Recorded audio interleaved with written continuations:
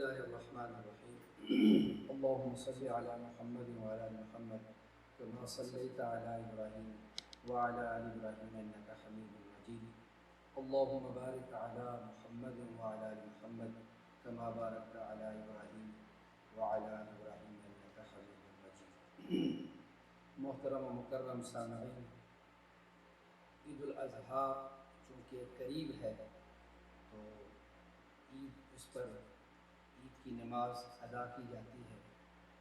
تو عید کی نماز کا جو طریقہ ہے اس کا سیکھنا ضروری ہوتا ہے۔ سال کے اندر 2 عیدیں آتی ہیں، دونوں کا طریقہ ایک ہی ہے، تو اس کا طریقہ سیکھنا ضروری ہے۔ اس پر انشاءاللہ آج بات ہوگی۔ عید الاضحیٰ اس آدمی پر واجب ہوتی ہے جس آدمی پر جمعہ واجب ہوتا ہے، یعنی جو جمعہ کی شرائط ہے وہی عید الاضحیٰ کی شرائط ہے۔ جو جمعہ کی شرائط ہے وہی عید الاضحیٰ کی اور عید الفطر کی بھی وہی شرائط ہے۔ لیکن تھوڑا سا فرق اس میں یہ ہوتا ہے کہ عید پہ نہ اذان ہوتی ہے نہ تکبیر ہوتی ہے، اور جمعہ پر بھی خطبہ ہوتا ہے لیکن وہ خطبہ نماز سے پہلے ہوتا ہے، اور عید پر جو خطبہ ہوتا ہے، عید الفطر ہو یا عید الاضحیٰ ہو، اس پر جو خطبہ ہوتا ہے وہ نماز کے بعد ہوتا ہے۔ بعض ساتھیوں کو پتہ ہی نہیں ہوتا، وہ جب امام صاحب نماز پڑھا لیتے ہیں تو وہ اٹھ کے باہر نکلنا شروع کر دیتے ہیں۔ تو یہ عید کا جو خطبہ ہوتا ہے وہ نماز کے بعد ہوتا ہے۔ تو اب عید پڑھنے کا طریقہ یہ توجہ سے سننا چاہیے اور اس طریقے کو یاد رکھنا چاہیے۔ خود بھی آدمی یاد رکھے، اپنے بچوں کو بھی سکھائے، کیونکہ بعض دفعہ ساتھی بتاتے ہیں کہ جن کو عید پڑھنے کا طریقہ نہیں آتا ہوتا تو وہ پھر نماز میں بھی بعض دفعہ ادھر ادھر دیکھتے ہیں کہ اب ساتھ والا ہاتھ اٹھا رہا ہے یا نہیں اٹھا رہا، اب رکوع میں جانا ہے، اب کیا کرنا ہے، تو بعض دفعہ وہ ساتھ ادھر ادھر دیکھ رہے ہوتے ہیں۔ تو ادھر تکبیرات ہو رہی ہوتی ہیں تو کوئی رکوع میں ہوتا ہے، کوئی سجدے میں ہوتا ہے، تو یہ اس وجہ سے ہوتا ہے کہ طریقہ سیکھا ہوا نہیں ہوتا۔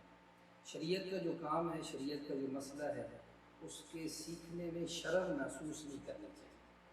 جیسے ہم دنیا کے کام سیکھنے میں کوئی شرم محسوس نہیں کرتے، اسی طرح دین کے کام کو سیکھنے میں بھی کوئی شرم محسوس نہیں کرنی چاہیے، بلکہ سیکھنے پر بھی اللہ تعالیٰ نے اجر رکھا۔ تو عید کا طریقہ، اس میں سب سے پہلے نیت ہوتی ہے، 2 رکعت نماز عید الاضحیٰ واجب۔ نیت کیسے کرے گا؟ 2 رکعت نماز عید الاضحیٰ واجب، 7 زائد 6 تکبیروں کے، پیچھے امام صاحب کی، منہ کیا خانہ کعبہ شریف کی طرف، اللہ اکبر، زبان سے ادا کر دے یا دل سے بھی نیت کر لے تو بس اس کی نیت ادا ہو جائے۔ اب پہلی تکبیر امام صاحب کہیں گے اللہ اکبر۔ پہلی تکبیر کہنے کے بعد امام صاحب ہاتھ باندھ لیں گے۔ پہلی تکبیر کہنے کے بعد امام صاحب ہاتھ باندھ لیں گے، اور اس کے بعد ثنا ہوگی، سبحانک اللہم وبحمدک وتبارک اسمک وتعالی جدک ولا الہ غیرک، یہ پڑھی جائے گی۔ اس کے بعد امام 3 تکبیرات جو زائد ہوتی ہیں وہ کہے گا۔ ان 3 تکبیرات کے اندر پہلی تکبیر میں بھی ہاتھ کانوں تک اٹھا کر ہاتھ چھوڑ دیں گے۔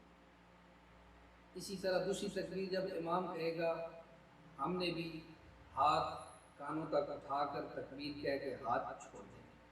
اسی طرح تیسری تکبیر کہے گا تو اسی طرح تیسری تکبیر کے اندر ہاتھ کانوں تک اٹھا کر ہاتھ چھوڑنے نہیں ہیں بلکہ باندھنے ہیں۔ اس کے بعد تعوذ، تسمیہ اور سورۃ فاتحہ، پھر سورت، اور پھر اس طرح رکوع سجدہ، یہ اس طرح ایک رکعت مکمل ہو جائے گی۔ ایک رکعت اس طرح مکمل ہو جائے گی، سمجھ آ گئی؟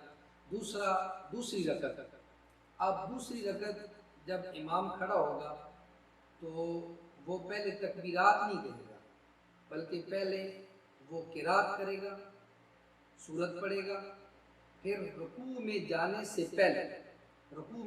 پہلے وہ پھر 3 تکبیرات پھر کہے گا، 3 تکبیرات پھر کہے گا۔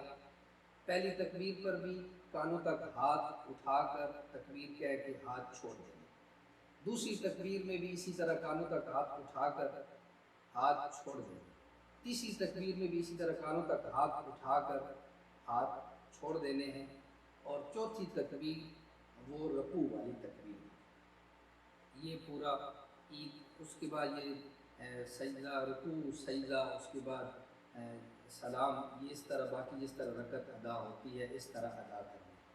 تو یہ عید کی جو 2 رکعتیں ہیں ان کے پڑھنے کا طریقہ ہے۔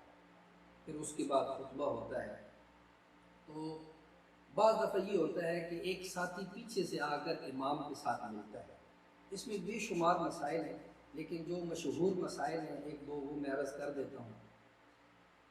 مثال کے طور پر امام صاحب نے پہلی رکعت کے لیے تکبیر کہہ دی اور 3 تکبیرات بھی کہہ دی، تو اب ایک آدمی پیچھے سے آیا امام صاحب کے ساتھ، اس نے اللہ اکبر کی، اب وہ جو 3 تکبیرات اس کی رہ گئی ہیں نا، وہ تکبیرات اپنی کہہ لے گا، وہ تکبیرات اپنی کہہ لے گا، اس کے بعد امام کے ساتھ مل جائے گا۔ دوسرا مسئلہ کہ ایک آدمی اس وقت آیا جب امام 1 رکعت پڑھا چکا تھا، جب امام 1 رکعت پڑھا چکا تھا۔ بعض لاڈلے اس وقت آتے ہیں نا، حالانکہ عید کی نماز کے لیے جلدی آنا چاہیے، جلدی کوشش کرنی چاہیے، لیکن کسی وجہ سے سستی ہو جاتی ہے، تو بعض اس وقت آتے ہیں جب امام 1 رکعت پڑھا چکا تھا۔ اب اس کا طریقہ یہ ہے، اب اس نے امام صاحب کے ساتھ جب ملا، 1 رکعت اس کی رہ چکی تھی، اب 1 رکعت امام صاحب کے ساتھ پڑھے گا، جب امام سلام پھیرے گا تو یہ اپنی رکعت کو پورا کرنے کے لیے کھڑا ہوگا۔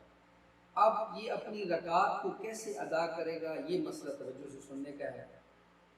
ویسے تو یہی ہے کہ وہ اس کی تکبیرات، چونکہ پہلی رکعت رہی ہے تو پہلی رکعت میں تکبیرات قرات سے پہلے کہی جاتی ہیں، تو اب پہلے کہنی چاہیے تھی، لیکن مسئلہ یہ ہے کہ جب اس کی پہلی رکعت رہ گئی، وہ پہلی رکعت جب ادا کرے گا، پہلی رکعت جب ادا کرنے کے لیے کھڑا ہوگا امام کے سلام پھیرنے کے بعد، جب کھڑا ہوگا تو پہلے وہ اپنی تکبیرات نہیں کہے گا، بلکہ پہلے قرات کرے گا، سورت پڑھے گا، رکوع میں جانے سے پہلے پھر اپنی 3 تکبیرات کہے گا، اس وجہ سے تاکہ اس کی تکبیرات اکٹھی نہ ہو جائیں، اس کی تکبیرات اکٹھی نہ ہو جائیں۔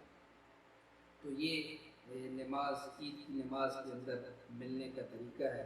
اللہ تعالیٰ عید کی خوشیاں ہر مسلمان کو نصیب فرمائیں۔ وآخر دعوانا ان الحمد للہ۔